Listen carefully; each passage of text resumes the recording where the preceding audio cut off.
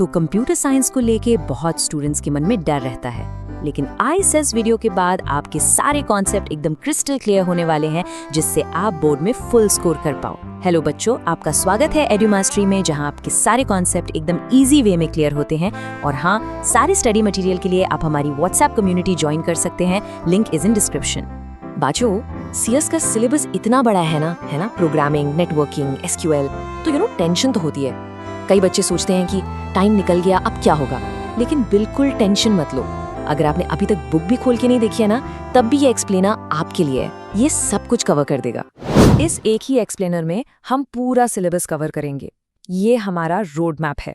हम Python revision से start करेंगे, फिर फाइल्स और स्टैक्स जैसे एडवांस टॉपिक्स पे जाएंगे, उसके बाद कंप्यूटर नेटवर्क्स, फिर डेटाबेसेस और SQL, और हाँ, एंड में एक सुपर फास्ट रिवीजन करेंगे सारे इंपॉर्टेंट पॉइंट्स का। Okay, let's dive right into this.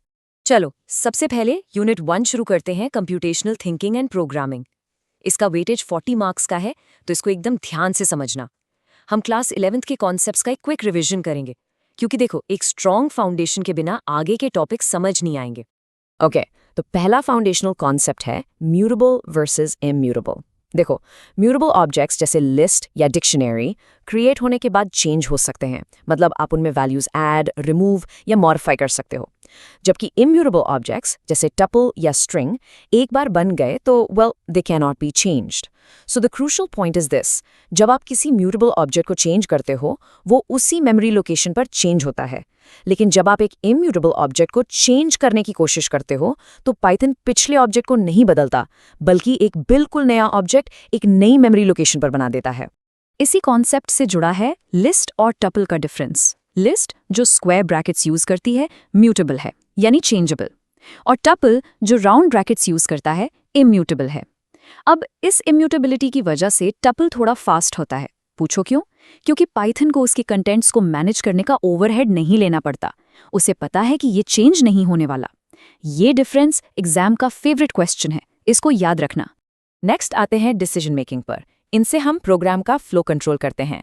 अगर एक ही कंडीशन चेक करनी है तो हम यूज करते हैं इफ। अगर कंडीशन ट्रू है तो कोड रन होगा, वरना स्किप हो जाएगा। जब आपके पास अगर ये नहीं तो वो वाली सिचुएशन हो, तब यूज करते हैं इफ एल्स। और जब आपको बहुत सारी कंडीशंस एक के बाद एक चेक करनी हो, तब हम इफ एलिफ एल्स लैडर का यूज करते हैं। Pretty straight forward, right? Now let's build on that foundation. अब तक हमने देखा कि प्रोग्राम के अंदर लॉजिक और डेटा कैसे हैंडल करते हैं।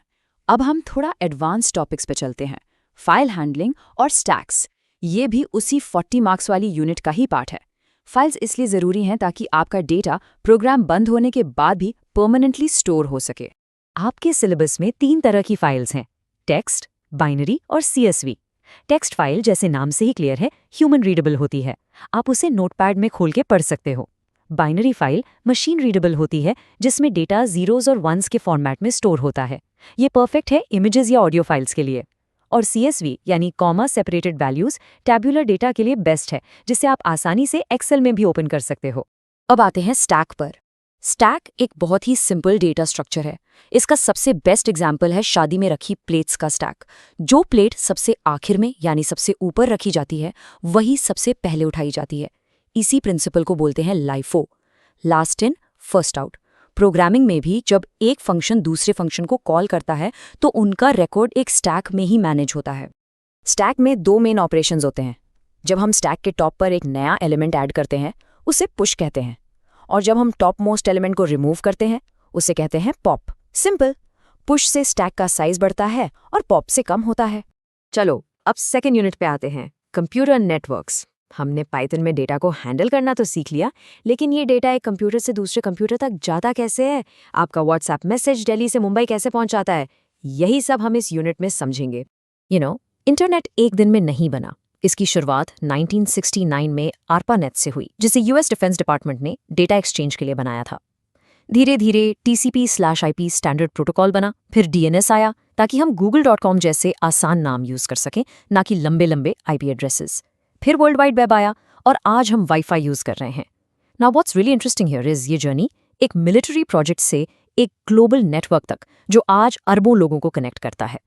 नेटवर्क्स को उनके साइज के हिसाब से 4 टाइप्स में कैटेगराइज किया जाता है: पैन यानी पर्सनल एरिया नेटवर्क आपके पर्सनल स्पेस के लिए है, जैसे फोन को ब्लूटूथ स्पीकर से कनेक्ट करना। लैन या लोकल एरिया नेटवर्क एक बिल्डिंग या स्कूल कैंपस को कवर करता है। मैन या मेट्रोपॉलिटन एरिया नेटवर्क एक पूरे शहर को कवर कर सकता है।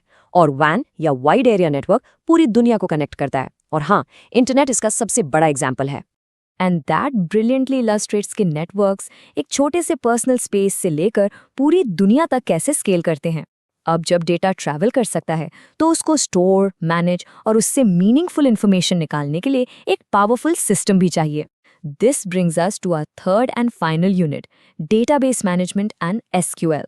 तो डेटाबेस से बात करने के लिए, उससे कुछ पूछने के लिए या उसमें कुछ स्टोर करने के लिए एक लैंग्वेज चाहिए। वही लैंग्वेज है SQL यानी स्ट्रक्चर्ड क्वेरी लैंग्वेज। ये एक स्टैंडर्ड लैंग्वेज है जिससे हम किसी भी रिलेशनल डेटाबेस से कम्युनिकेट कर सकते हैं। ये कुछ बेसिक SQL कमांड्स हैं जो आपको बिल्कुल आनी चाहिए। क्रिएट से हम टेबल का स्ट्रक्चर बनाते हैं। इंसर्ट से उसमें डेटा यानी रोज डालते हैं।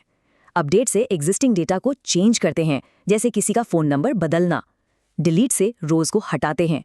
और सबसे इंपॉर्टेंट, सिलेक्ट कमांड डेटा को देखने या रिट्रीव करने के लिए यूज होता है।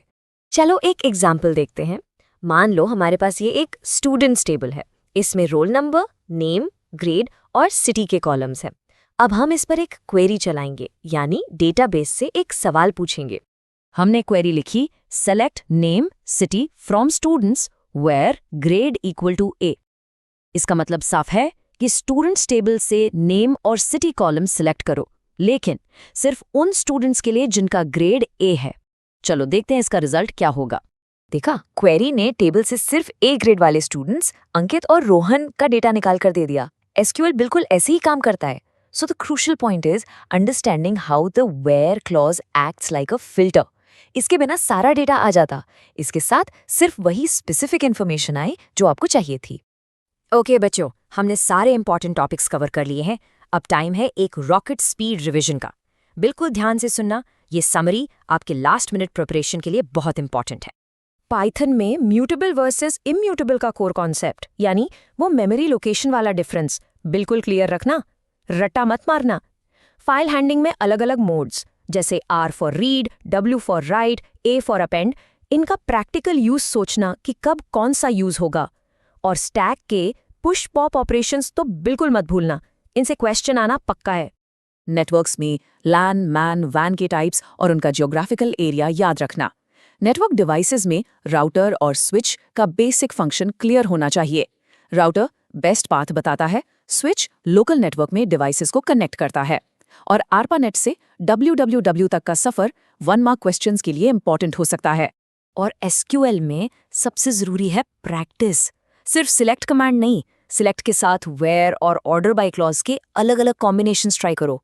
और हाँ, प्राइमरी की जो हर रो को यूनिकली आइडेंटिफाई करती है और फॉरेन की जो 2 टेबल्स को लिंक करती है, इनका कॉन्सेप्ट एक डायग्राम बनाकर समझो, हमेशा के लिए क्लियर हो जाएगा। तो बच्चों, आधी से ज्यादा प्रिपरेशन तो आपकी हो ही गई है। अब बस इन कॉन्सेप्ट्स को रिवाइज करो, SQL क्वेरीज प्रैक्टिस करो और टेंशन बिल्कुल मत लो। फुल कॉन्फिडेंस के साथ एग्जाम देने जाना, तुम लोग फोड़ के आओगे। All the very best.